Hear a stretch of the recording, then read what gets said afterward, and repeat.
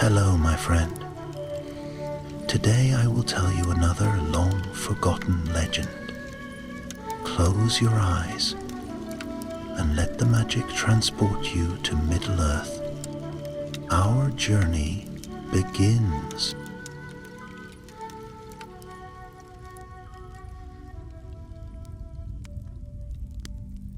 The wind on the heights of Ambience carried the smoke of war.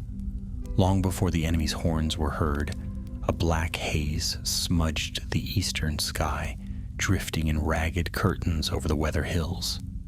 The watchfires of Angmar burned there, and with them came the whisper of dread, the name of a shadow upon a black steed, the one the hillfolk called the Black Angel. Captain Halion of the Dunedain stood upon the battlements of the great watchtower, his helm marked by a long scar of battle.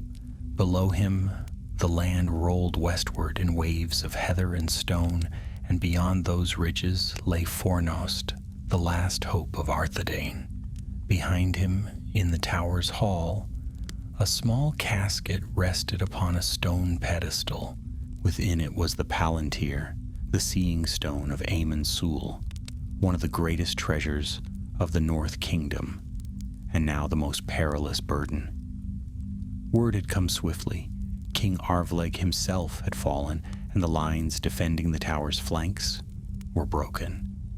Orcs and Easterlings, with cruel hillmen at their side, closed the noose tighter with each passing hour. Ambience, proud watchtower of the north, could not be saved. Halion's jaw tightened as he turned from the wall. "Gather them," he said to the young ranger at his side. "We ride tonight. The stone must not fall into the hands of the Black Angel." The young man swallowed, his face pale but resolute. "Yes, Captain." In the chamber below, the chosen company assembled. 10 men, weary from long days of battle, yet steadfast. Some bore wounds bound in linen, others carried weapons nicked and stained, but their eyes were clear. They were not many, but they were enough. Among them stood Torlus of Cardolan, a knight with gray streaking his dark hair. He had fought beside Halion in many skirmishes, and his voice was deep with loyalty, or so it seemed. "Captain," Torlus said, "we cannot ride the east road. It will be swarming with foes. We must cut through the downs, though the hills are treacherous." Halion nodded. "The downs, then. We move by night. At dawn, if fortune favors us, we will have put leagues between us and the tower." The plan was laid swiftly. A decoy company would ride north, drawing the enemy's gaze while Halion's men slipped through a hidden postern gate in the western wall. Once beyond the hills, they would strike westward for Fornost, bearing the stone into safety. But as the men prepared, fear clung to them like a mist, for in every whispered tale, the Black Angel was more than a man. Some said his eyes glowed with fire, that no blade could wound him, and that wherever his shadow fell, men's hearts withered. The Witch King of Angmar, Morgul lord, sorcerer, and deathless foe, was abroad in the land, and Ambience was already in his grip. Night fell, and with it came the thunder of war. The walls shook as rams pounded the gates.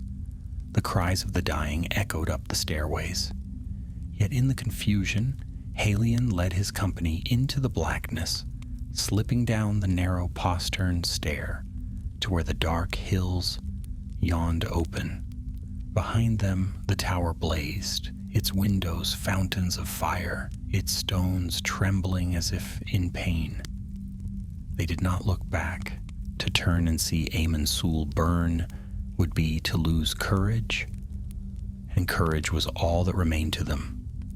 For hours they pressed westward, their cloaks drawn close against the chill. The moon lit their path only in fragments, broken by ridges and jagged rocks. The night was full of sounds, the croak of ravens, the howl of wolves, and more distant still, the echo of horns. Angmar's hunters spreading into the downs. At last, near a hollow sheltered by stones, they halted to breathe. The palantir, wrapped in heavy cloth, was set down carefully. The men bent close around it, their faces lit by a single covered lantern. "This stone," Halion said quietly, "is more than a jewel or a prize of kings. In it lies the sight of far places and the memory of the elder days. If Angmar takes it, then not only Fornost, but all the North Kingdom will be laid bare to his gaze. Remember this when fear presses upon you. Our task is greater than our lives." The men bowed their heads.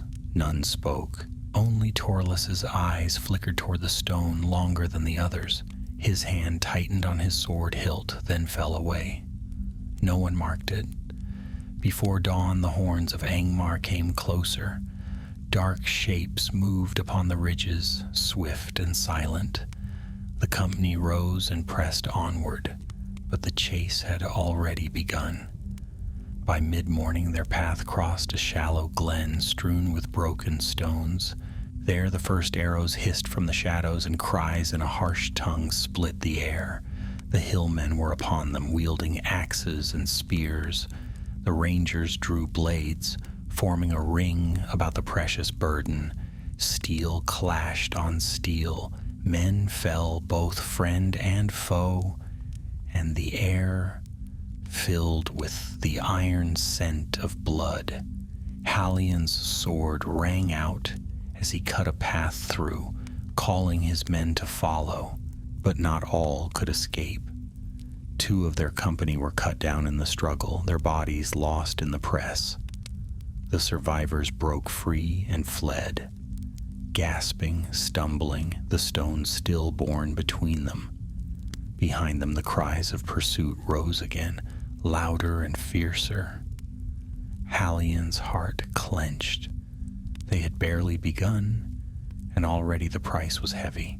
Yet worse was to come, for in the east, far off but growing nearer, a shadow moved, a tall rider upon a black horse, helm crowned with cruel iron, cloak streaming like wings.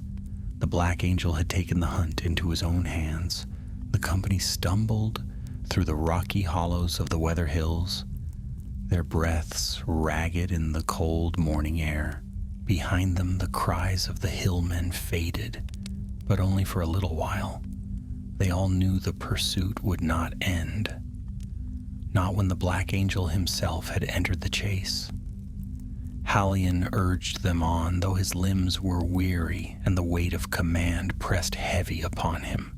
Each glance over his shoulder gnawed at his spirit, for in the pale light of dawn he thought he saw a shadow moving across the ridges, taller than any man, swift as storm wind. The others did not speak of it, but the silence in their faces told him they too had seen or feared to see. At last, near a scatter of boulders that jutted like broken teeth from the earth, Halion raised his hand. "We halt here for a short while," he said, his voice low but steady. "The stone must be hidden. Should we fall?" They crowded into the shelter of the rocks. With reverent hands, Halion unwrapped the palantir. Even swaddled in cloth, the stone seemed to gleam faintly, a deep inner glow, like starlight drowned in water. No man spoke above a whisper in its presence. "Is it true," asked young Rain, the youngest of their number, "that the stone can see all places in the world?" His voice trembled with awe. Halion gave him a sharp look, though not unkind. "It sees what it is bidden, if one has the strength to master it. But look not upon it yourself, lad. Even the wise falter, if their hearts are not firm." Rayan nodded quickly, lowering his gaze. Torlus shifted slightly, his eyes lingering too long upon the stone. Then, as though catching himself, he turned away, fastening his cloak more tightly about him. No one marked the moment save perhaps Hallion, whose brow furrowed. They rested little. When the sun rose high, pale and cold, the horns of Angmar sounded again, echoing through the downs. The men sprang up at once, for the enemy's net was drawing tight. "We move west," Hallion commanded. "By nightfall we must reach the shadow of the North Downs. There we may yet slip the noose." So they pressed on, their boots striking sparks on the stones. Hunger gnawed at them and thirst burned their throats, yet they did not falter. Each man bore within him the knowledge that the fate of the kingdom rested on their shoulders. By afternoon the land grew harsher. The hills rose steep and jagged, covered in heather and thorn. Here the company was forced to climb and crawl, dragging themselves upward with bleeding hands. And always behind them, the horns rang nearer. It was in a narrow gully that the enemy found them again. Arrows hissed down from the ridge, clattering against stone, and dark figures leapt from the rocks above. "Hold them!" Hallion cried. The rangers drew into a line, blades flashing. Steel rang against steel, the clash echoing in the confined space. Orcs swarmed in, snarling, their eyes alight with cruel fire. The air stank of sweat and iron and blood. Rain fought like one possessed, though fear shone in his eyes. He struck down an orc only to stagger back as another leapt at him. Hallion cut the creature down, dragging the lad back to his feet. "Steady," he barked. "Stand, Rayan." The men held fast, though the press was fierce. They fought with grim determination, each knowing there was no retreat. And yet, at the height of the battle, something unexpected happened. Torlus gave a sudden shout and hewed down an orc with a mighty stroke. "This way," he cried, pointing to a narrow cleft between the rocks. "Through here, we can break out." Hallion hesitated. The cleft was narrow, dark, and untested. But there was no time for thought. Already the enemy pressed harder, and the men's strength waned. "Go!" Hallion commanded. "Through the gap!" One by one the company slipped through the narrow opening, scrambling over stones, while Hallion and Torlus held the rear. With a final thrust, Hallion drove back the last pursuer, then plunged into the cleft. On the far side, the company stumbled into a hollow where thorn bushes grew thick. Here they paused, panting, their faces streaked with sweat and blood. "We cannot fight them again," one of the men gasped. "They are too many." Hallion's eyes were hard. "We must not fight them again. We must outpace them, or all is lost." As night fell, they lit no fire, but huddled together in the darkness. The Palantir lay at Hallion's side, wrapped once more, yet its presence seemed to weigh upon them like a stone in the chest. None dared speak of it, but each man felt it.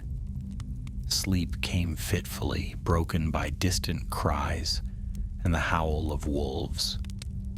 In the darkest hour, Rain woke with a start, certain he heard hoofbeats. Slow, steady, inexorable, he lay frozen, scarcely daring to breathe until at last the sound faded.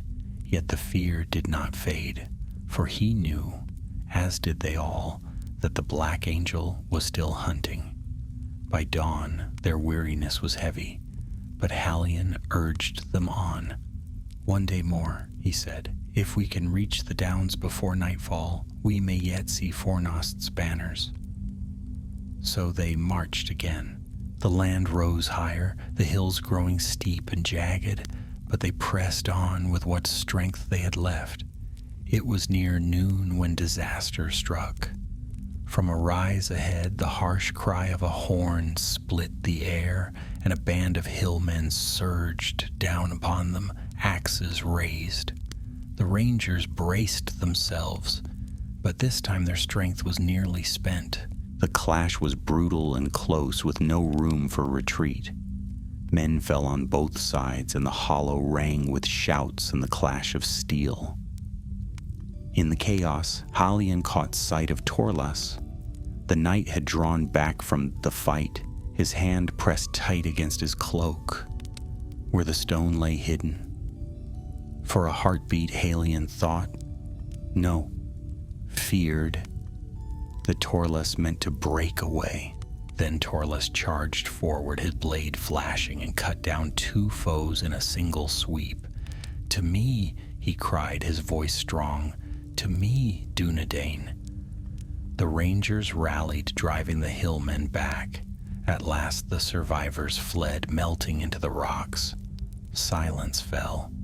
The men stood panting, their swords dripping. 3 of their company lay dead, and more were wounded. Halion wiped his blade clean, his face grim. "We're too few," he said softly. "If the Witch King finds us now, there will be no escape."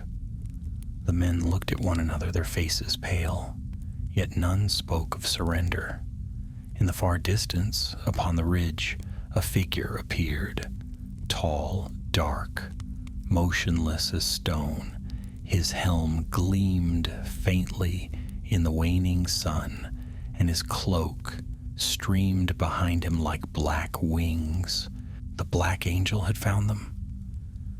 The figure upon the ridge did not move, nor did he raise a weapon, but the sight of him was enough to freeze every man where he stood.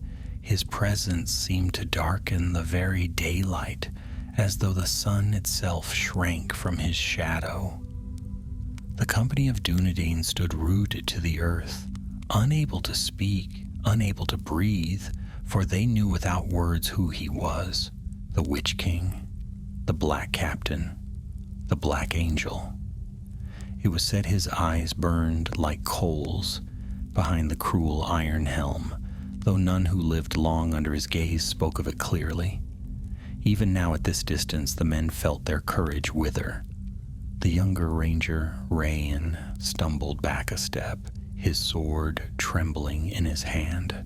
"He is but a man," muttered one of the older rangers, as if trying to convince himself. His voice cracked. "No," Halion said softly. His knuckles whitened on the hilt of his sword. "He is not a man. He is something worse." For a moment longer, the Black Angel stood still, as though measuring them. Then he raised one gauntleted hand and pointed. The gesture was slow, deliberate, and full of command. From behind the ridge, shapes poured forth. Orc scouts, hillmen, and creatures that moved with a shambling, twisted gait. The horde came down the slope in a tide of steel and hate. "Run!" Halion shouted, his voice cutting through the men's terror. "Into the downs, scatter the trail, go." The spell broke. The rangers turned and fled, dragging the wounded with them, stumbling down the stony slope into the hollows of the land. The horns of Angmar rang again, and the hunters gave chase. The downs became a maze of shadows and steep ridges, of gullies that ended in cliffs and slopes that broke into sudden ravines. The company pressed westward, their breath burning in their chests. Behind them the enemy came swift and relentless, guided always by the will of the Black Angel. By dusk, the men were spent. Their legs shook, their lips were cracked with thirst, and more than one staggered under the weight of wounds. Yet Halion drove them on, his face grim, his eyes fixed upon the west. At last, near nightfall, they found a hollow choked with brambles, hidden beneath a jut of stone. Here Halion called a halt. "Silence," he whispered. "No fire, no light, not a word until the night is deep." The men obeyed, dropping to the earth, too weary to do more than clutch at their wounds. The palantir was set down once more, wrapped tight in its cloth. Even concealed, it seemed to glow faintly in the dusk, as though its inner fire would not be hidden. Torlus crouched near it, his eyes fixed upon the bundle. He said nothing, but his lips moved as if shaping silent words. Halion watched him through narrowed eyes. He trusted Torlus. He wanted to trust him. But something in the man's gaze troubled him. Night deepened. The stars wheeled slowly overhead, veiled now and again by drifting clouds. The sounds of pursuit grew faint, then distant. Yet the company did not rest. Sleep would not come easily, with the shadow of the Black Angel still in their minds. It was Rayan who broke the silence at last, his whisper shaking. "Captain, if he finds us, what hope have we? Can any sword wound such a foe?" Halion's eyes were dark. "He is not invincible. He has been turned back before, though never by few such as us. Our task is not to slay him, Rayan. Our task is to deliver the stone to Fornost. All else is nothing." The men nodded, but their faces were pale. To be hunted by orcs and hillmen was one thing. To be hunted by the Black Angel himself was another. Before dawn, Halion roused them again. "We move. The stone calls to him. He will not rest until he has it. Every hour we delay is another chance for him to overtake us." The men rose, stiff and groaning, and set out once more. The land grew rougher, the slopes sharper, the rocks jagged underfoot. Each step was pain, but still they pressed on. By mid-morning the downs opened suddenly into a wide hollow, where the grass grew long and silver in the light. It might have been beautiful, but the beauty was marred by a smell upon the wind, the acrid stench of orcs. Halion halted them at once, crouching low. Ahead, scattered across the hollow, was a band of Angmar's scouts. They crouched about a fire, sharpening blades, their voices harsh and guttural. "We cannot turn back," Halion murmured. "Nor can we fight them all. We must slip through unseen." The men crept along the hollow's edge, moving silent as shadows. For a while it seemed they might succeed. But then one of the orcs rose suddenly, his yellow eyes sweeping the ridge. With a hiss, he pointed, and the hollow erupted in shouts. "Run!" Halion cried again. The company burst from their cover, sprinting across the open grass. Arrows whistled past them, striking sparks from stone. Rain stumbled as a shaft grazed his shoulder, but he was dragged onward by his comrades. The rangers reached the far slope and scrambled upward. Orcs hard at their heels. Halion wheeled and struck down one that lunged at him, his blade flashing red in the light. Then he turned again, urging his men higher. At the crest, they found a narrow path winding between boulders. They plunged into it, stones sliding underfoot, their breaths ragged. Behind them the orcs howled, but the path was narrow and only a few could follow at once. The company fought a running battle, striking down pursuers, then fleeing before more could come. It was desperate work, and the men's strength waned with each clash. At last they broke free into a high vale where the wind whistled cold and thin.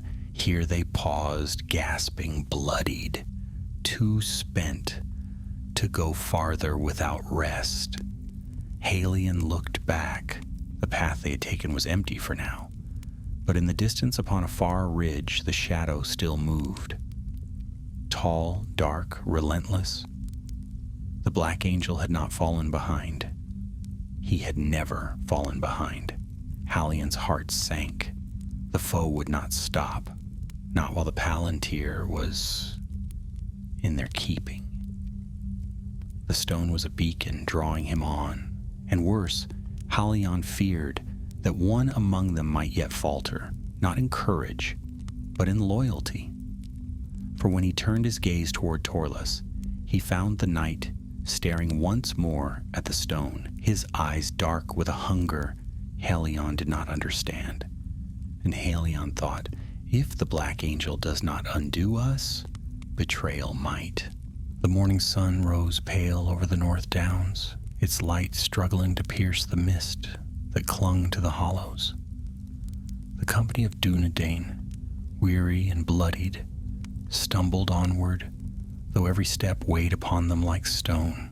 Their cloaks were torn, their boots caked with mud, and their hands shook from battle and hunger. Yet still they carried the Palantir, wrapped in cloth and guarded as if it were their very hearts. Hallion walked at their head, his sword still red with the blood of orcs. His face was gaunt, his eyes shadowed, but his stride was firm.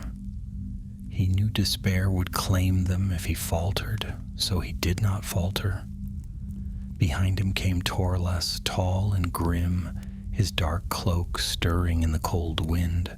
His gaze was fixed on the bundle the two rangers bore between them. When his eyes lingered too long, he looked away quickly, though none failed to notice. Rain trudged at the rear, his young face pale with weariness. His shoulder was bound from the arrow wound, and every movement brought him pain. Yet he said nothing, for he would rather die than slow the company's flight. They came at last to a narrow dell, where rocks rose like jagged teeth on every side. The place was silent, save for the sigh of wind through the stones. Hallion lifted his hand, calling a halt. "We rest here," he said softly. "Only for a short while. No fire, no sound. Eat what you can and bind your wounds." The men obeyed, sinking to the ground. They chewed on strips of dried meat and sipped sparingly from their water skins. The air was bitter, and the sky above was veiled in thin clouds that raced westward. Hallion unwrapped the Palantir, his hands steady, though his heart quickened at the sight of it. The stone gleamed faintly even in shadow, its depths dark yet alive, as though filled with distant stars. The men looked on with reverence, for though it was heavy and perilous, it was also a relic of Numenor, older than their kingdom, older than the hills around them. "Keep it hidden," muttered Torlus, his voice tight. "Every moment it shines, it calls to him." Hallion's eyes flickered to him. "Aye, and yet we must be sure it is safe.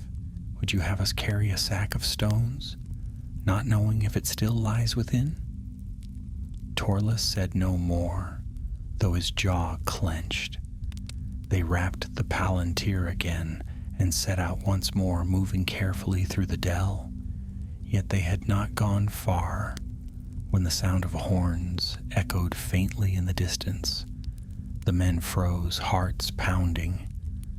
"He hunts us still," whispered Rain. Hallion's face was grim. "He will never cease. But we will not falter.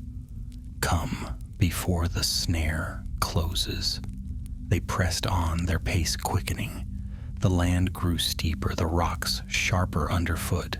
The mist thickened, curling around them like smoke. The men began to lose their sense of direction, stumbling blindly through gullies and over ridges. More than once they had to double back when a path ended in a cliff. It was in that twisting maze that they heard voices, harsh and guttural, not far ahead. The men crouched low among the stones, Straining their ears, the voices drew nearer, and soon dark shapes appeared through the mist. A patrol of orcs, 10, perhaps 12. They carried spears and crude blades, their armor patchwork of iron and hide. Their leader, a tall brute with a horn slung at his side, sniffed the air like a hound. Halion's hand went to his sword. He glanced at his men. They were too weary for another battle, but there was no choice. If the orcs found them, the horns would call the host down upon them. He raised his hand, signaling. The rangers sprang from the rocks, blades flashing. The orcs shrieked in surprise, but the rangers struck swift and hard. Steel clashed in the mist, the air filled with cries and the ring of iron. Rain fought desperately, his sword arm shaking, yet he drove his blade through an orc's belly. Torlus fought like a man possessed, his strokes swift and terrible, as though fury itself guided his hand. The battle was short and brutal. When it ended, the ground was littered with the bodies of orcs. Not one had escaped. The men stood panting, their swords red, their faces pale. Halion wiped his blade clean and looked to his company. 2 rangers were wounded, though not grievously. All could still walk. "Quickly," he said, "before the noise brings more." They dragged the bodies into a hollow, covering them with stones, then pressed on. The mist swallowed them once more, and soon even the smell of blood was lost in the wind. But though they had won, the men's hearts were heavy, for each battle drained them more, and the Black Angel was still behind. The day wore on. The mist thinned, and the land opened into a wide valley. Here the wind blew cold and hard, carrying with it the smell of smoke. On the far ridge, black against the sky, a rider appeared. He sat astride a great black horse, his cloak streaming like wings, his helm cruel and tall. Even at that distance, the men felt his gaze upon them. The Witch King had returned. Fear swept through the company like fire. The men stumbled, their breaths catching, their limbs trembling. Even Halion felt the weight of dread pressing upon him.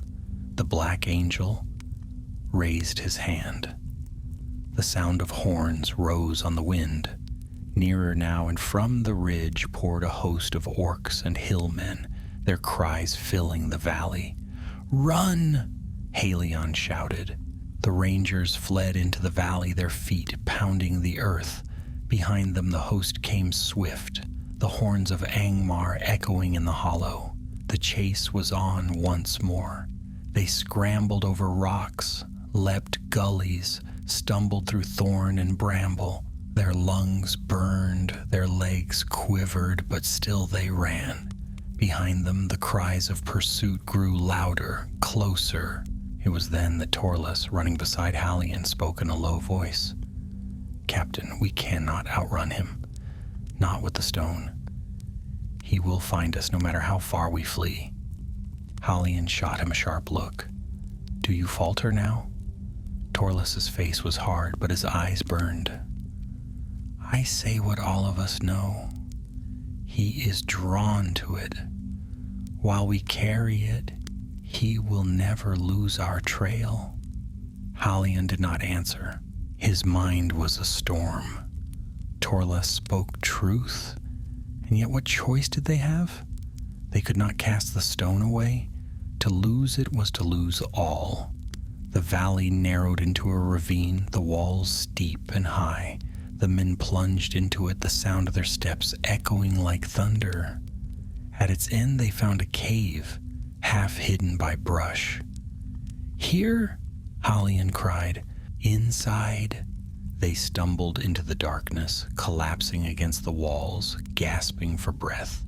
The cave was cold and damp, the air thick with the smell of earth. Halion pressed his back to the stone and listened. Outside, the horns still sounded, nearer now, and the cries of orcs echoed through the ravine. The Black Angel was coming, and in the darkness of the cave, with the stone gleaming faintly in its wrappings, Halion felt a chill deeper than fear. For though the Witch King drew near, he sensed another danger growing, one within their own company. Torlus sat apart from the others, his gaze fixed upon the palantir, his hand trembling upon the hilt of his sword.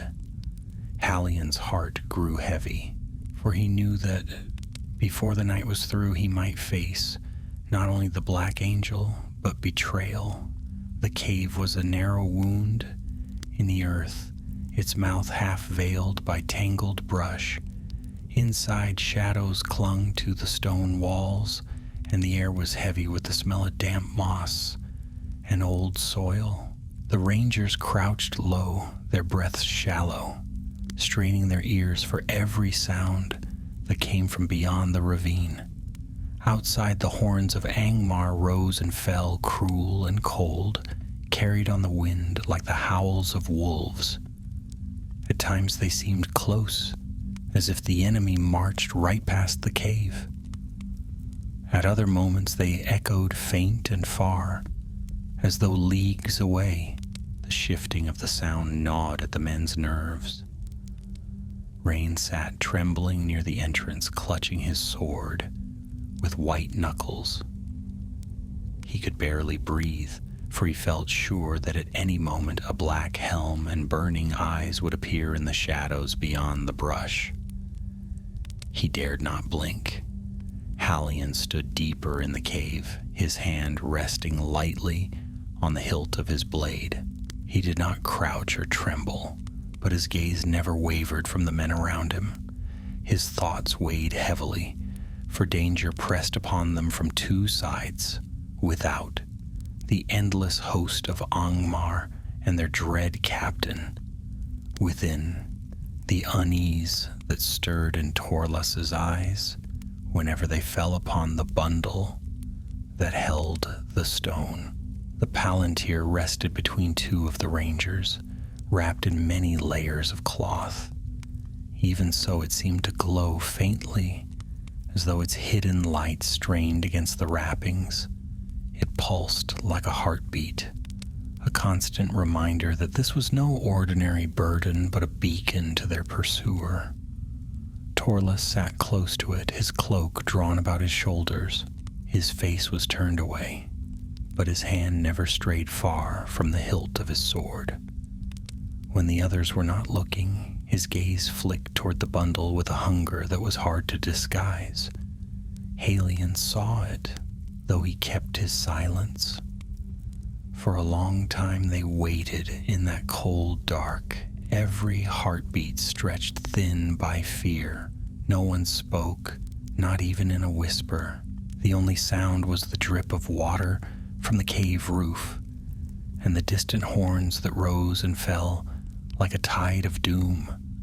At last, when the horns faded for a time, Halion moved among his men. He crouched by Arain, laying a hand on the boy's shoulder. "You must breathe, lad," he whispered. "If you tremble so, the foe will hear it in your breath." Rain nodded quickly, trying to steady himself. "I saw him," he whispered. "On the ridge. His eyes burned, Captain. They burned like fire." Halion's gaze grew distant. "Aye, many have seen them, and many have not lived to tell of it. But hear me, Rain. You must not meet his gaze. Should you face him, keep your eyes low. It is courage, not defiance, that will save you." The boy swallowed hard and nodded. Halion moved on, checking wounds, giving quiet words of steadiness. His men were exhausted, but their spirits held, for now. Yet when his gaze fell upon Torlus, he paused. The knight was awake, though his head bowed as if in thought. Halion crouched near him. "You have fought bravely, Torlus," he said softly. Torlus's head lifted slowly. His eyes glimmered strangely in the gloom. Bravery will not save us, he muttered. Not from him. His voice shook as he spat the word. You know it, Hallion. As long as we carry that stone, he will find us. No wall, no blade, no secret path will keep him from it. Hallion's jaw tightened.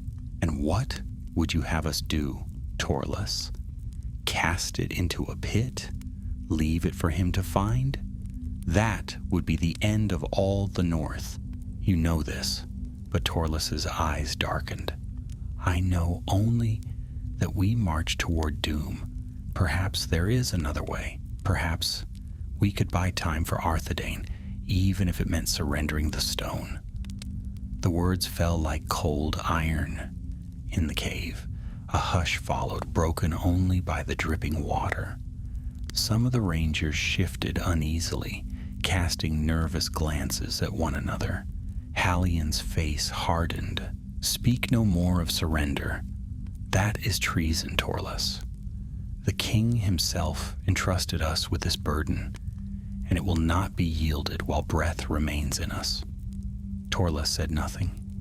He lowered his gaze, but the tension in his jaw betrayed him. Hallion rose, his eyes sweeping the company.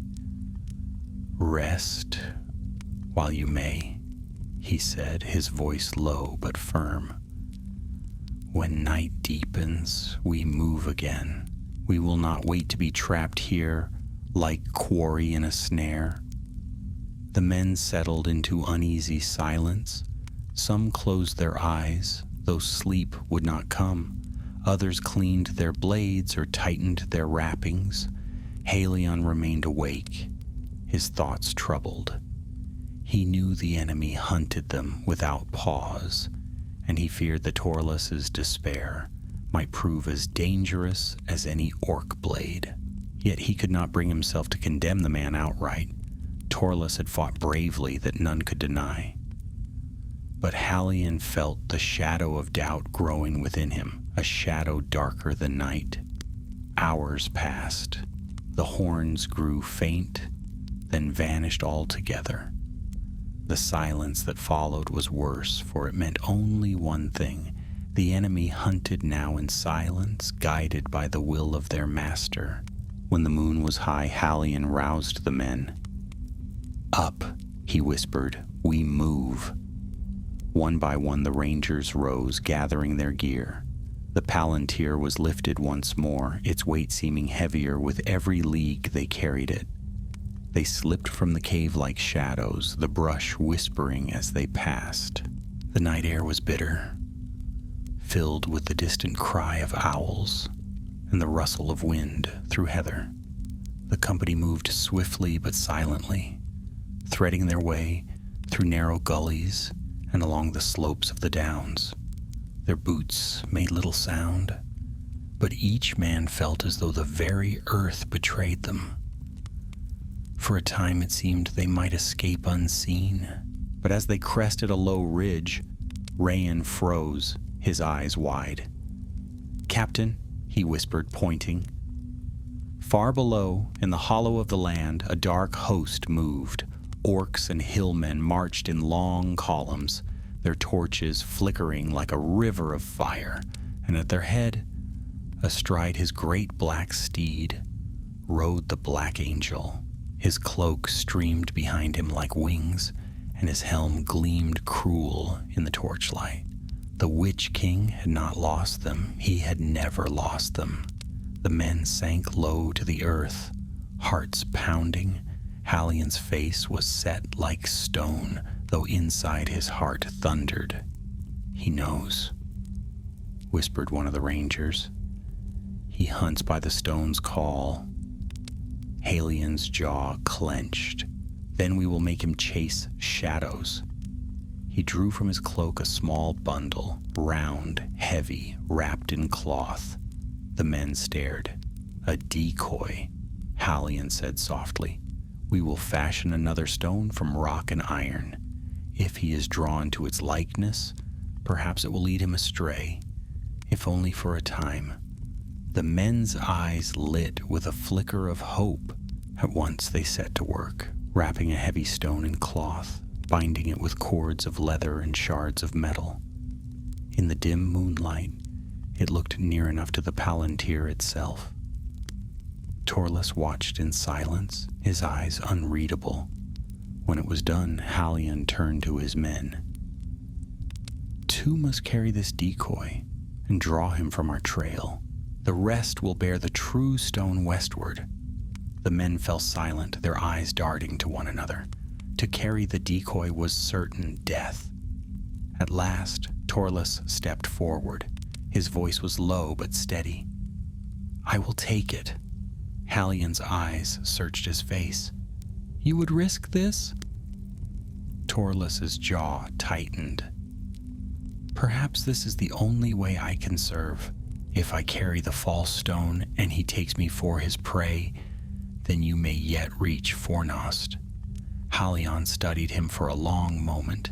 He remembered the doubt in Torlus's words, the hunger in his gaze, yet now there was a grim resolve in his eyes. "So be it," Halion said at last.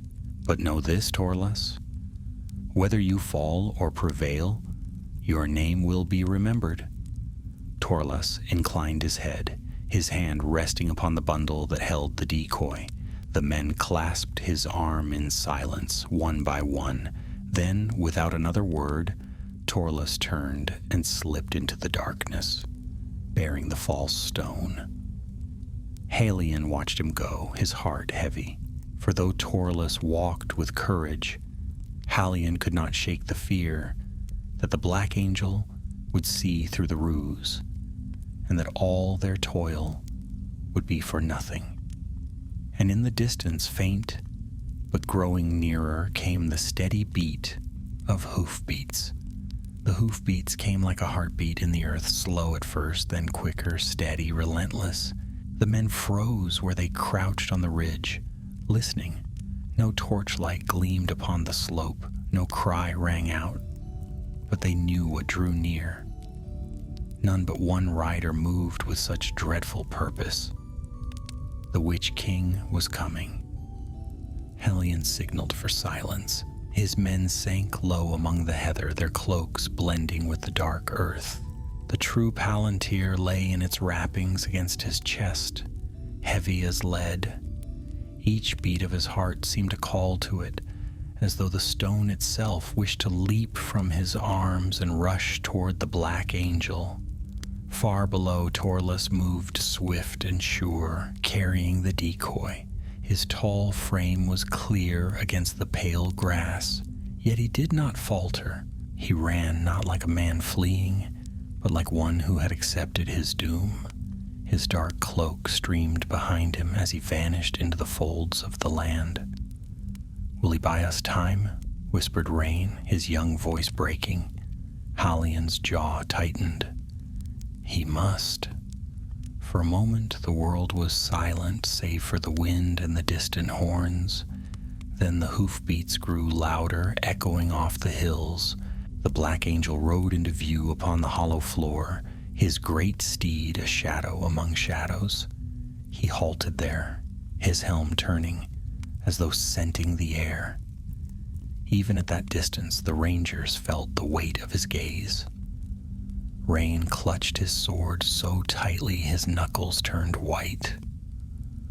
The older men averted their eyes, staring at the ground lest the sorcerer's will break their minds. Then the Witch King raised his hand. The host of orcs and hillmen halted, silent and still.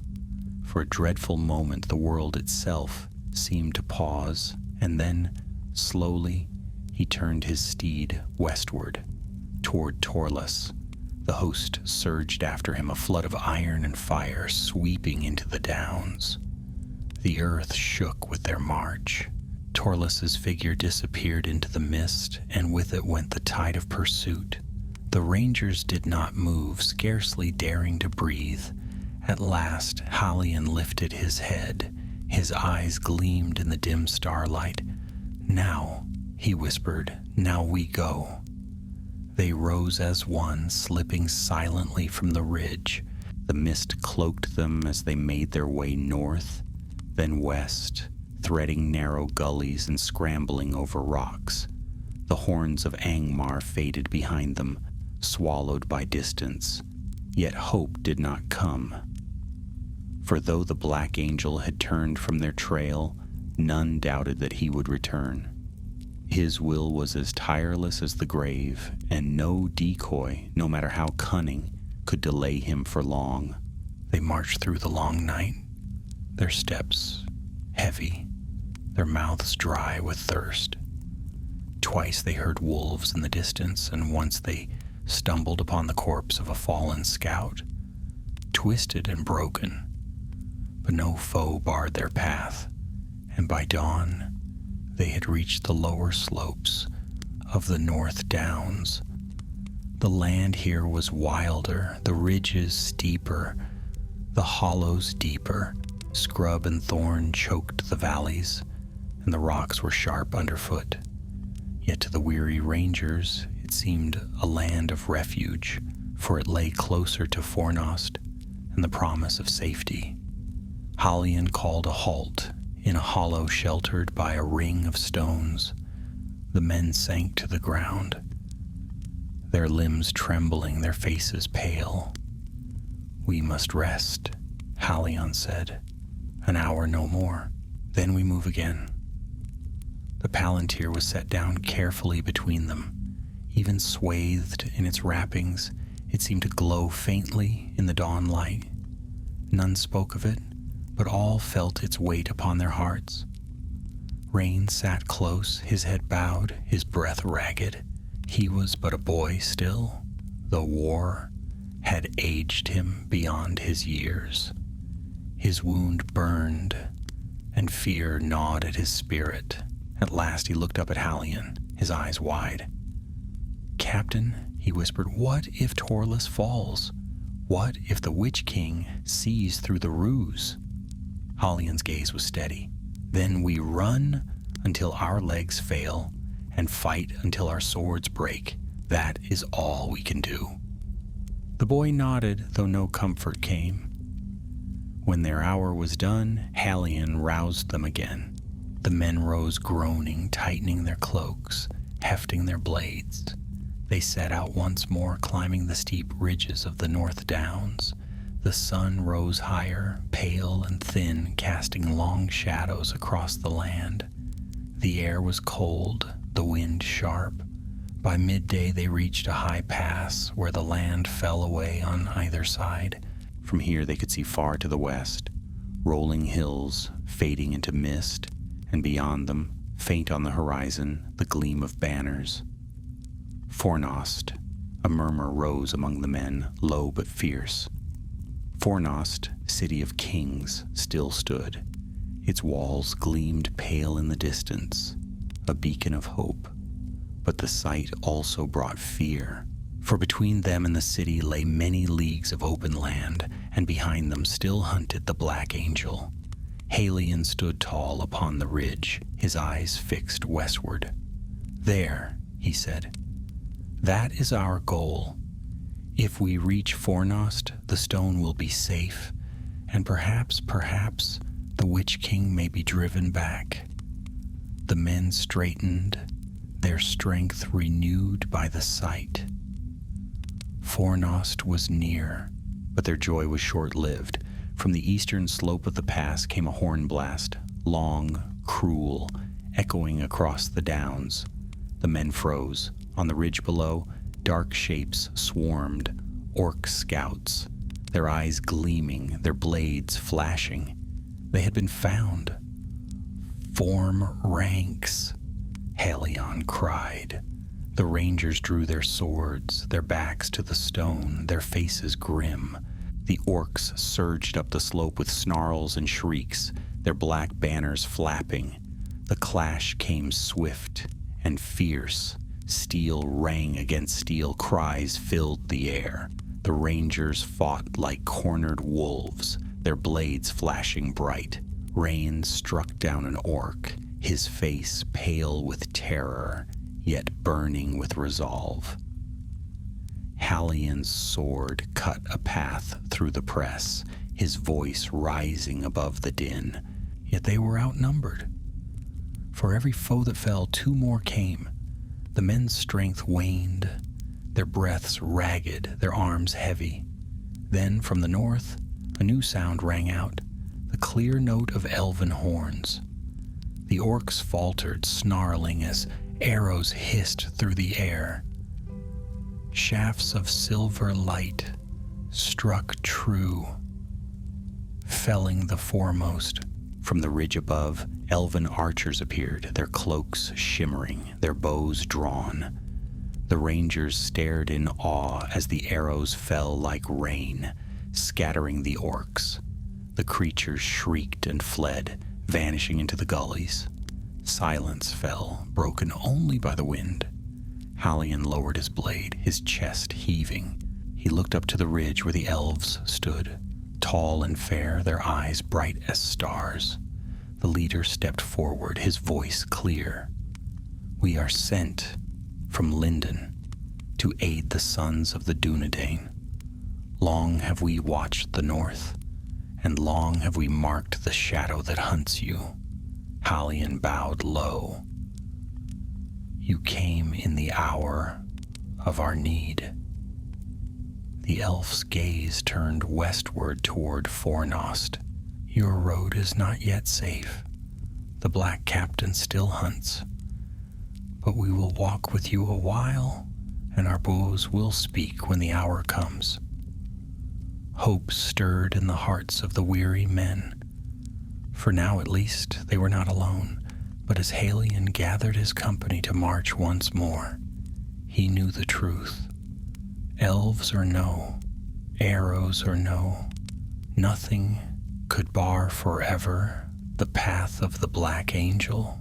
He would return, and soon, and when he came, only steel and fire and the will of the Dunedain would stand in his way.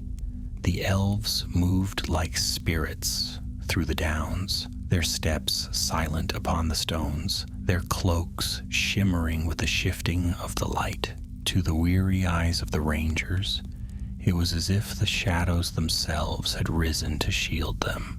Where the Dunedain stumbled with fatigue, the elves glided with tireless grace.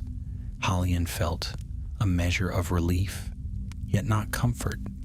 The Witch King's shadow loomed too near for comfort, and he knew well that not even elven arrows could banish that dread for long. Still, the sight of allies filled his men with strength they had thought lost. Rain especially was struck with wonder. He walked as though in a dream, glancing often at the fair faces of the elves, his fear for a time forgotten. He whispered once to Hallion, "They shine, Captain. Even in the dark they shine." Hallion did not smile, but he felt the boy's words stir warmth in his weary heart. "Aye," he murmured, "so they have always done, since before our fathers crossed the sea." The elves led them westward along hidden paths, threading the ridges and gullies with sure steps. They moved swiftly, covering many leagues in silence. Yet their leader, tall and keen-eyed, often lifted his gaze to the east, his face grim. "The Black Captain follows," he said at last, his voice clear and calm. "His will is tireless, and his steed swifter than the wind. No cunning of path will hide you long." Hallion bowed his head. "We know it, yet every hour bought is hope for Fornost." The elf nodded, though his eyes were grave. "Hope is a slender blade, Captain of the Dunedain, but oft it cuts deeper than iron." That night they camped in a sheltered hollow where ancient stones stood half buried in the earth. The elves kept watch, their eyes piercing the dark. The rangers huddled close, too weary to speak, though their hearts were eased by the presence of their allies. Hallion unwrapped the palantir once more, checking that it lay safe. Its dark surface gleamed faintly as if stars moved deep within. He wrapped it swiftly again, for even the elves glanced uneasily at its glow. Torlus was not among them. His absence lay heavy in their thoughts, though none spoke his name aloud. Had he fallen already? Had the Witch King struck him down? Or had he endured longer, dragging the host into shadow? None could say, but each man felt the weight of that sacrifice and the dread of its failure. At dawn, they set out again. The land grew gentler as they neared the western marches of the downs, the slopes easing, the hollows widening. The air was clearer, the sky brighter, yet the horns of Angmar still echoed faint at their backs, and once they spied smoke on the horizon. It was near midday when disaster struck. The company crossed a wide valley where the heather grew thick and tall. The elves moved ahead, their bows ready, their eyes scanning the ridges. But even their keen sight did not mark the ambush until it was too late. A great horn rang out, cruel and harsh, and from the ridges on either side poured a horde of hillmen and orcs. They came shrieking down the slopes, axes raised, spears flashing. "Circle!" Halion cried. The rangers drew together, the elves leaping to their side. Arrows flew swift and true, felling many before they reached the hollow floor. But still they came, a black tide of hate. The clash was terrible. Steel rang upon steel. Cries filled the air. The rangers fought shoulder to shoulder, their blades flashing. Rain struck with desperate courage, felling one foe, then another. Halion's sword cut a path through the press, his voice rising above the din. The elves loosed arrows until their quivers were empty, then drew long knives and leapt into the fray. They moved like lightning, swift and deadly, their blades gleaming silver. But the horde was vast, and for every foe that fell, two more pressed in. Halion fought his way to Rain's side, shielding the boy from a hillman's axe. "Hold fast," he cried. "Hold!" The men answered with a shout, though their strength waned. Blood stained the heather, and the ground was littered with the fallen. Then a horn sounded again, long, dreadful, echoing across the valley. The orcs fell back for a moment, snarling, their eyes alight with cruel fire.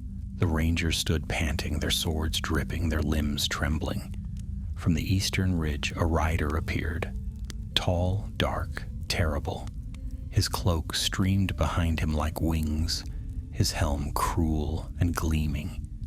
He raised his sword, and the air grew colder, the light dimmer. The Black Angel had come. A silence fell across the field, heavy as stone. The rangers felt their hearts wither, their limbs weaken. Even the elves faltered, their eyes dark with dread. Rain dropped to his knees, unable to breathe. Halion stood firm, though his face was pale. He lifted his sword, though he knew its steel was nothing against the Witch King. Still he would not bow.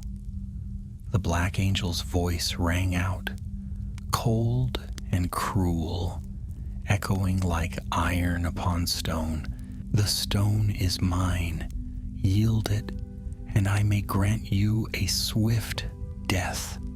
The rangers shuddered, their courage faltering. Some lowered their blades, their eyes glazed with fear. But Halion stepped forward, the palantir clutched against his chest. His voice rang clear, though his heart thundered. "Never. While breath remains in us, it shall not be yours."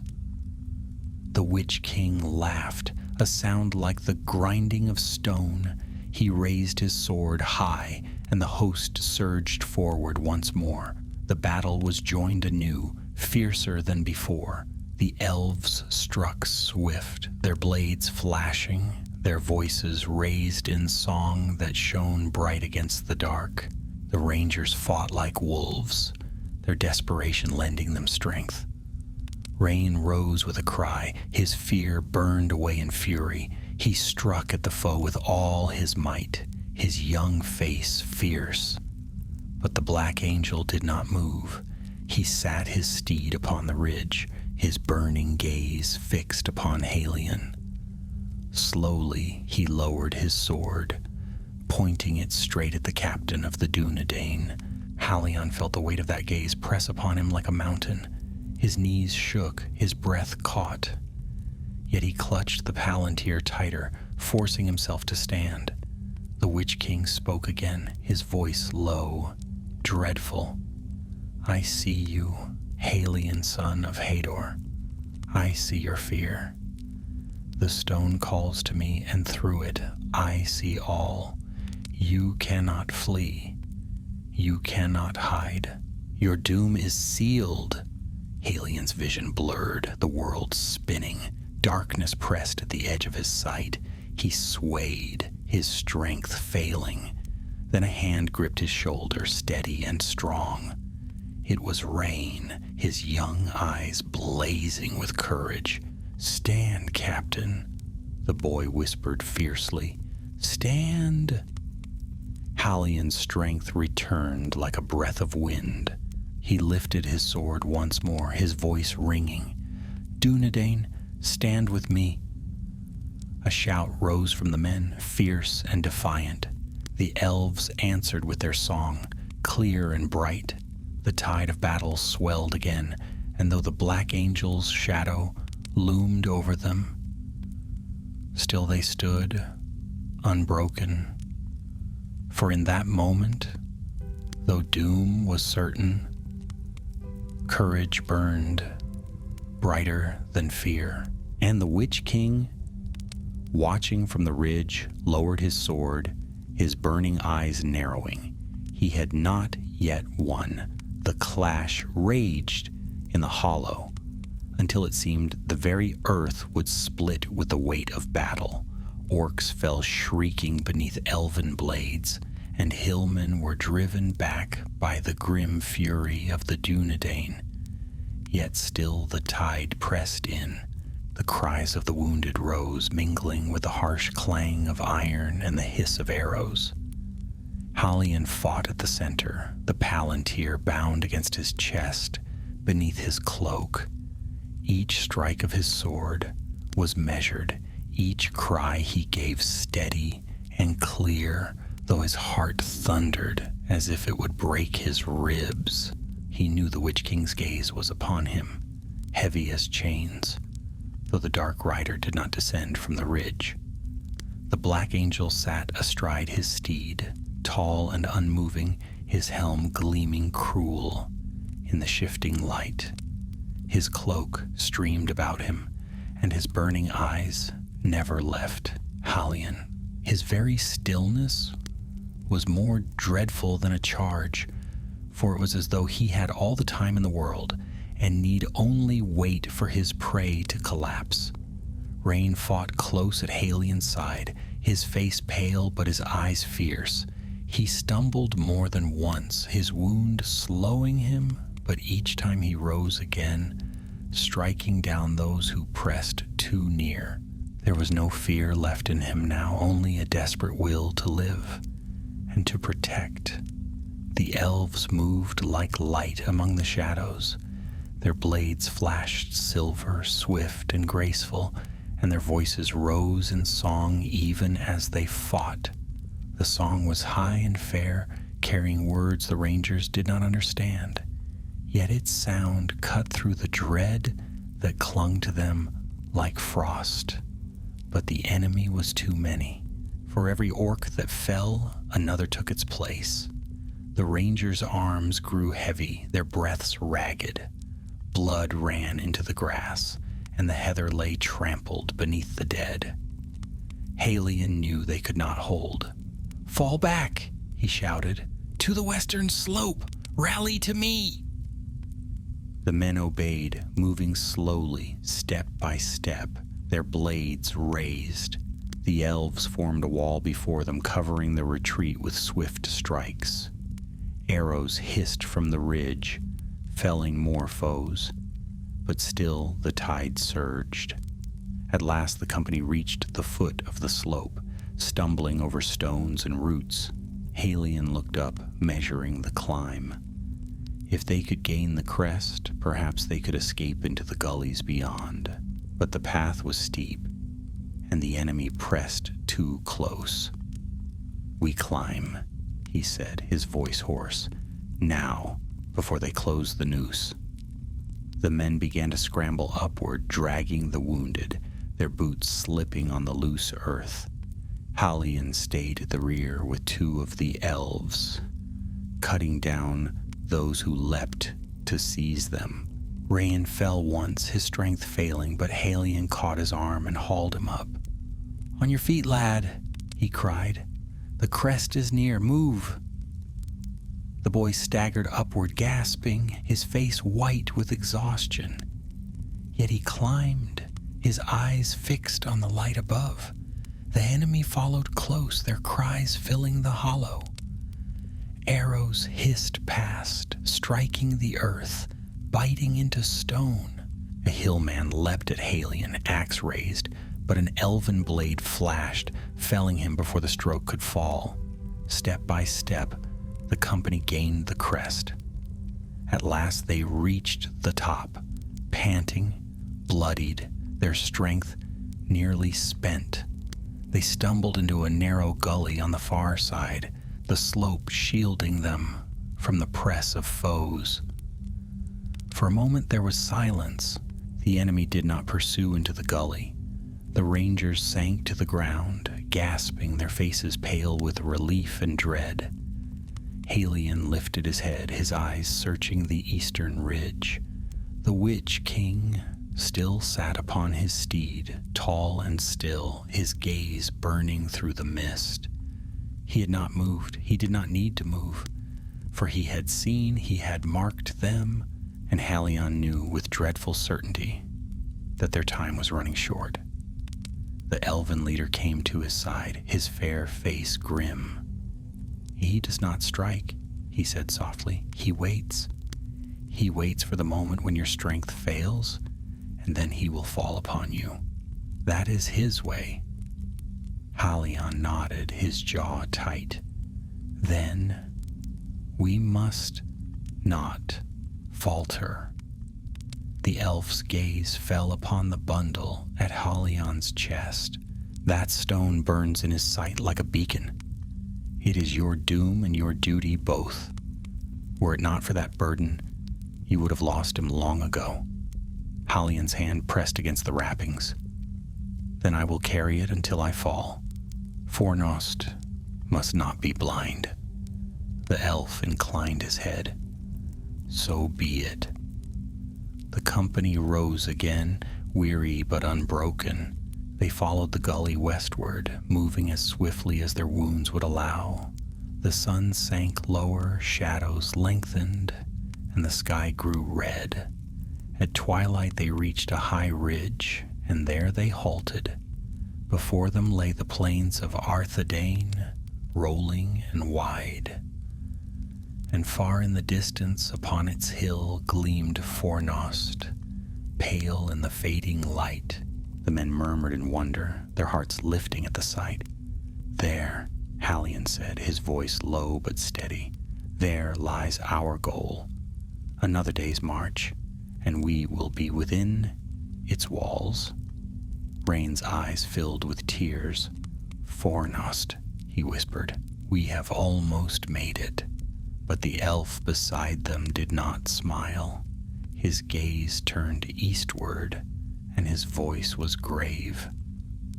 "Do not rejoice too soon. He will not let you reach it unchallenged." As if in answer, a horn sounded in the distance, long, cruel, echoing across the downs. The rangers froze, their hearts sinking. On the eastern ridge, torches flared, a river of fire snaking across the land. The host of Angmar moved again, their cries rising into the darkening sky, and at their head rode the black angel, his helm gleaming, his eyes burning like coals. He raised his sword, and the plain darkened, as though the very sun fled from his presence. The men shuddered, their courage faltering. Even the elves bowed their heads, their song fading. Halion stood tall, though his heart quaked. He drew his sword, its blade flashing in the last light of day. "Dunedain," he cried, "stand with me. One day more, that is all we need. Hold to your courage, and Fornost will not fall." The men lifted their swords, their voices rising in answer. The elves joined their song, clear and bright, cutting through the dread like light through shadow. And so they turned westward, toward the plains, toward Fornost, with the black angel's host thundering behind them. The chase was not ended. It had only just begun. The night swallowed the land, and with it came the thunder of pursuit. The rangers moved swiftly across the downs, stumbling where the ground dipped and rose, their boots striking sparks on hidden stone. Behind them horns blared, cruel and sharp, echoing in the hollows. The host of Angmar swept westward like a black tide, and at its head the Witch King rode, his burning eyes never straying from the faint gleam of the Palantir. Halion pressed onward, his sword at his side, the stone bound tight against his chest. Every step was agony, his limbs heavy, his throat dry, yet he did not falter. He dared not falter. Fornost lay ahead, close enough now that he could almost believe they would reach it. Almost. Rain stumbled beside him, his breath ragged, his face pale with exhaustion. The boy's wound had opened again, staining his tunic, yet he pushed forward, his eyes fixed on the horizon where he imagined the city's walls gleamed in the starlight. The elves moved like shadows at the rear, their bows in hand, their keen eyes ever watchful. Their leader, tall and grave, walked at Halion's side. "He presses you hard," the elf murmured. "No dawn will come before he falls upon you." Halion's jaw tightened. "Then we must see dawn within Fornost's walls." They pushed on through the night. The land leveled into wide heaths, the heather whispering in the cold wind. The stars wheeled slowly overhead, pale and far. Yet with each league the horns behind grew louder, nearer. At last they came to a ford where a narrow stream wound through the downs.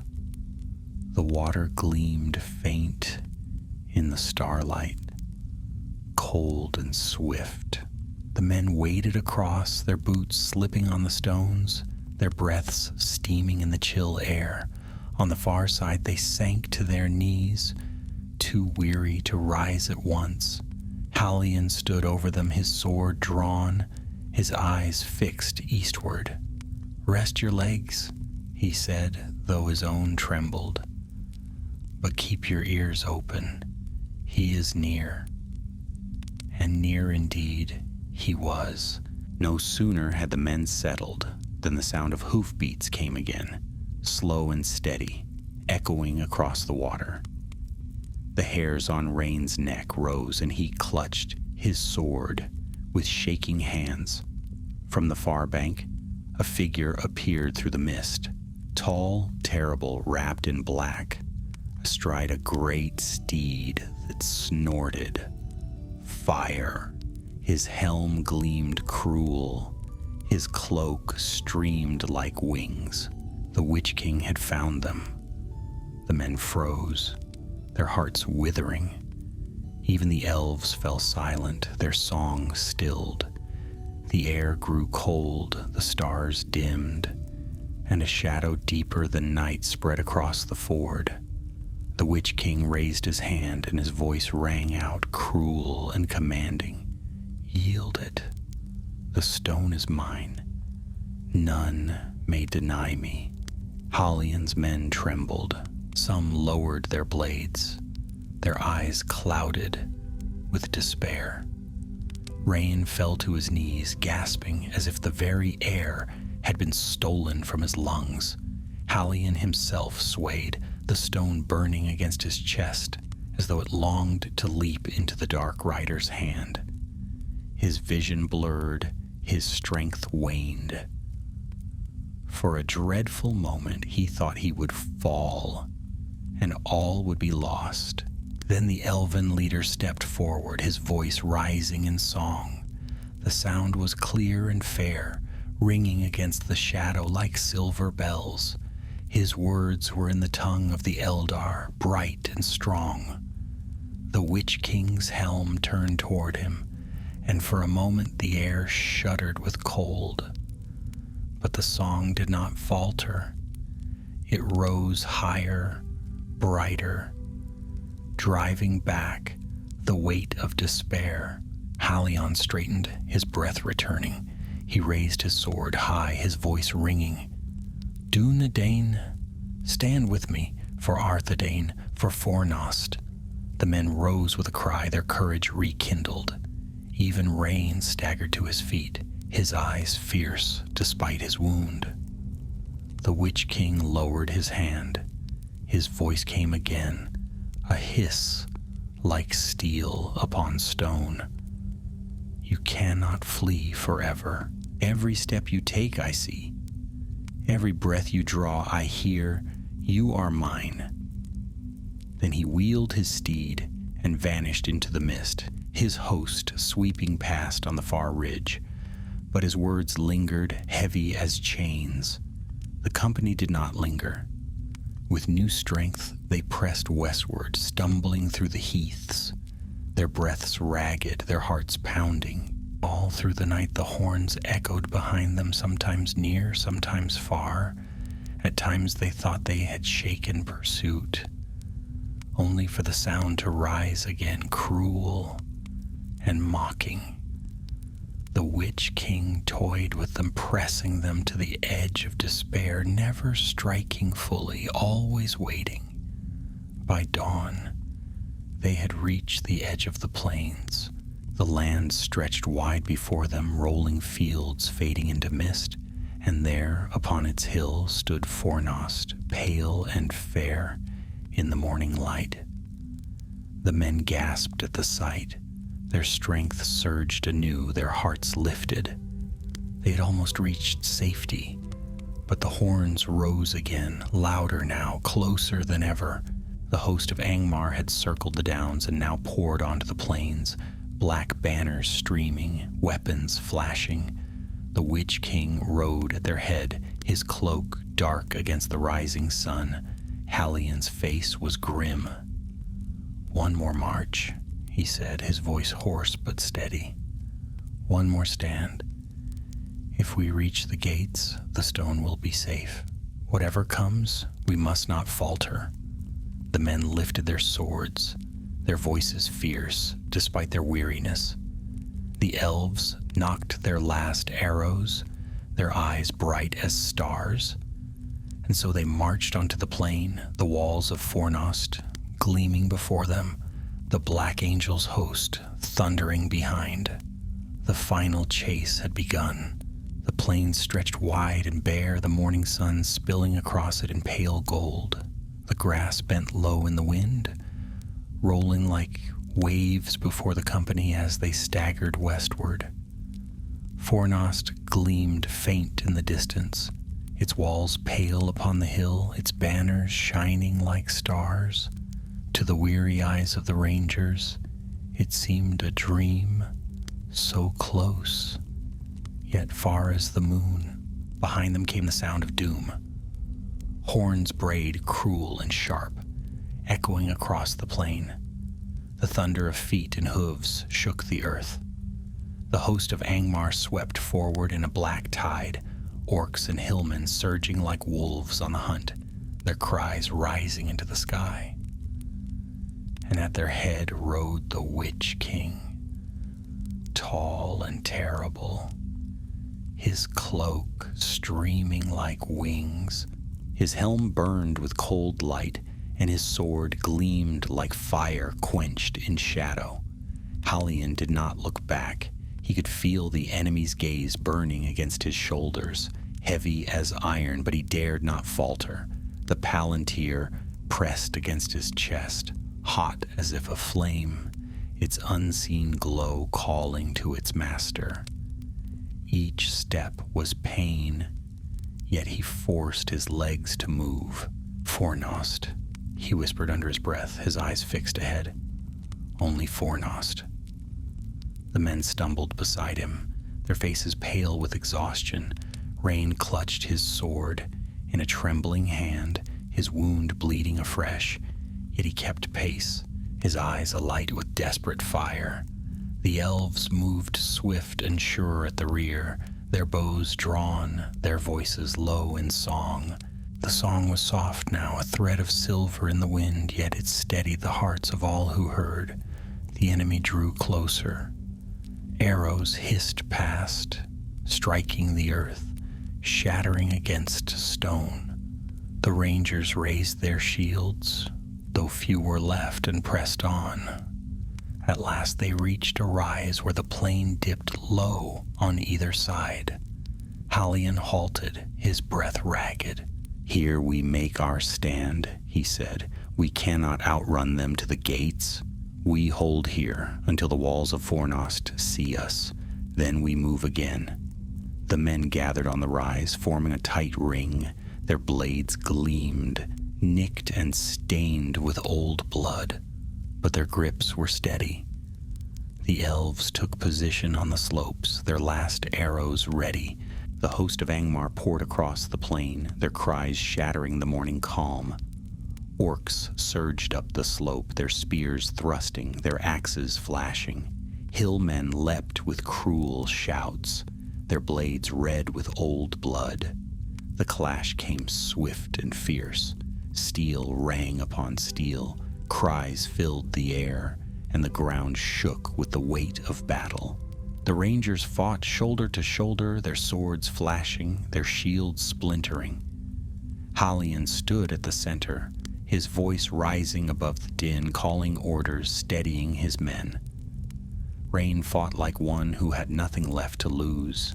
His young face was white with pain, but his eyes burned.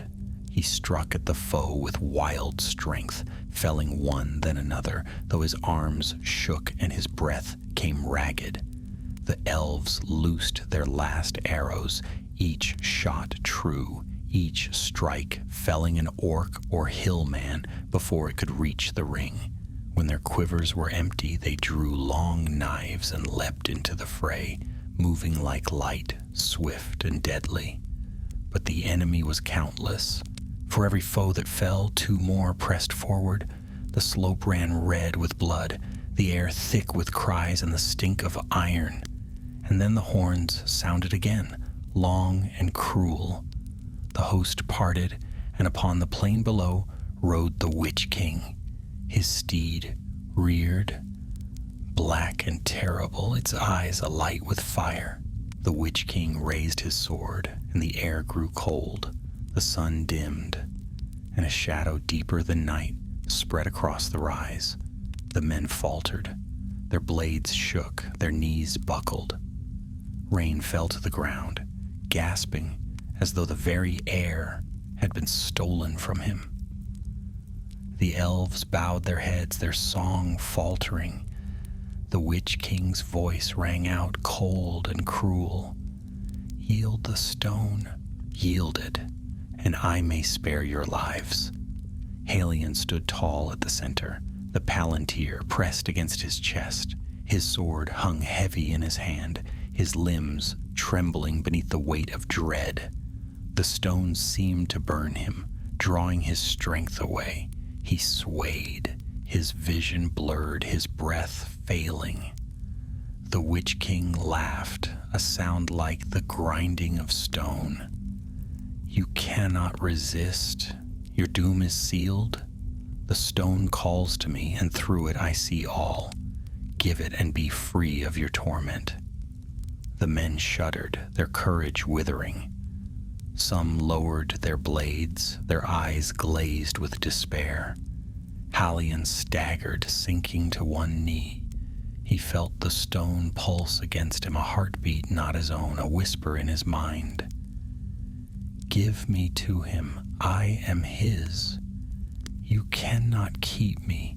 He nearly fell. His sword slipped from his grasp. Darkness pressed at the edges of his sight, but then a hand gripped his arm, steady and fierce. Rain knelt beside him, his young eyes burning with fire. "Stand, Captain," the boy whispered hoarsely. "Stand. You said Fornost needs the stone. You cannot fall now." Halion's strength returned like a spark in dry wood. He drew a long breath, seized his sword once more, and rose. His voice rang out clear and fierce. "Dunedain, stand with me, for Arthedain, for Fornost." A cry rose from the men, wild and desperate but strong. The elves lifted their voices again, their song bright and fierce. The tide of despair faltered, beaten back by the fire of courage. The Witch King's helm turned toward them, his eyes burning brighter. He did not strike. He raised his sword high, and the shadow deepened. But he did not strike. Instead, he lowered his hands slowly, and his voice hissed across the plain. "So be it. Run to your walls. Hide in your holes. But know this, the day will come when Fornost falls, and all you love with it. None may defy me and live." He wheeled his steed, his cloak streaming like wings. His host howled and surged once more, but the Witch King did not ride with them. He turned away, vanishing into the mist, his laughter echoing like iron on stone.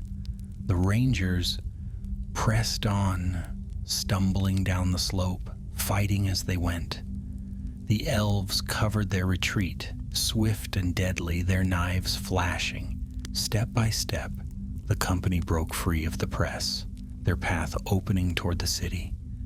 At last, as the sun rose higher, they reached the plain before Fornost. Trumpets rang from the walls, bright and clear, and the gates opened. Warriors poured forth, their banners gleaming, their swords raised. With a cry, the host of Arthedain swept onto the field, striking the flanks of the enemy. The tide turned. Orcs fell shrieking, hillmen fled, and the horns of Angmar faltered. The enemy broke, scattering across the plain. Halion and his men staggered toward the gates, their strength spent. The stone still lay safe against his chest, its pulse fading, its glow hidden. At the threshold of Fornost, he sank to his knees, his sword slipping from his hand. The men gathered around him, their faces pale, their eyes bright with tears. They had done it. The stone was safe. Yet even in that hour of deliverance, Halion's heart was heavy. For he knew the truth. This was but one battle, one reprieve. The Black Angel had withdrawn, but he would return.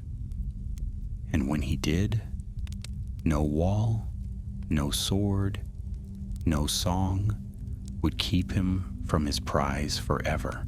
Still, Halion rose, his eyes fixed on the city's banners. "For now," he whispered, "we have bought our kingdom time." And in the east, beyond the downs, the echo of cruel laughter lingered on the wind. The gates of Fornost shut behind them with a heavy boom, and for the first time since they had fled Amon Sul, the company of rangers knew the feel of walls about them instead of the open wild. Yet safety, though near, was not comfort. The men sank to the flagstones of the courtyard, bloodied and spent, while the horns of Arthedain rang out above them, signaling victory. Victory, but not triumph. Halion staggered to his feet, the palantir bound still against his chest. His limbs trembled as he unwrapped it, laying the stone upon a great cloth spread before the gathered captains. The seeing stone gleamed faint in the morning light, its depths dark as night, its inner glow like the shimmer of distant stars. A hush fell upon the courtyard. Soldiers, captains, and elves alike bowed their heads, for this was no mere relic but the heart of the North Kingdom's sight, a gift out of Numenor that none had thought to see again. Once Amonsul had fallen. The Lord of Fornost, stern and gray, knelt beside Halion, his hand trembling as he touched the cloth, but dared not touch the stone itself. "You have done what few men could," he said softly. "King Arafor himself shall know of your deeds. The Palantir is safe, though all else is lost." Halion bowed his head. His voice was low, hoarse with exhaustion. "Safe for now, my lord, but the Black Captain will not rest. He will return, and sooner than we hope." The words fell like a shadow across the company. None answered, for they knew them true. The elven leader, tall and fair, stepped forward. His eyes shone bright in the gloom of the courtyard, but his voice was grave. "The Witch King has withdrawn, yet not in defeat. He tests your walls, your hearts. He knows now the measure of your strength. When he comes again, it will be with fire and sorcery, and not even Fornost may stand." A murmur rose among the soldiers, fear pressing hard against their hearts. Yet the elven lord lifted his hand, and his voice grew stronger. "But for now, you have endured, and every day endured is a day bought against the darkness. That too is victory." Halion listened, yet his heart was heavy. His thoughts strayed eastward to Torlus. Had the night fallen beneath the Witch King's gaze, clutching the false stone to his breast? Had he bought them their chance with his life? None could say. No tidings came from the downs. Only the whisper of wind carried across the plain, and the faint echo of cruel laughter that seemed to linger still. That night, Fornost held its walls in silence. The wounded were tended, the dead laid out in honor, and the gates barred tight. Halion and his men were given rest in the great hall, but sleep came only fitfully. Each time Halion closed his eyes, he saw again the burning gaze of the Black Angel, felt the weight of his voice pressing upon his heart. Rayan lay beside him, pale but alive, his wound bound anew.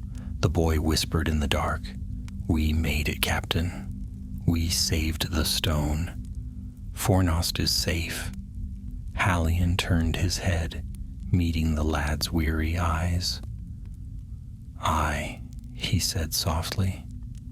"Safe for now, but mark my words, Rayan. This is but a reprieve.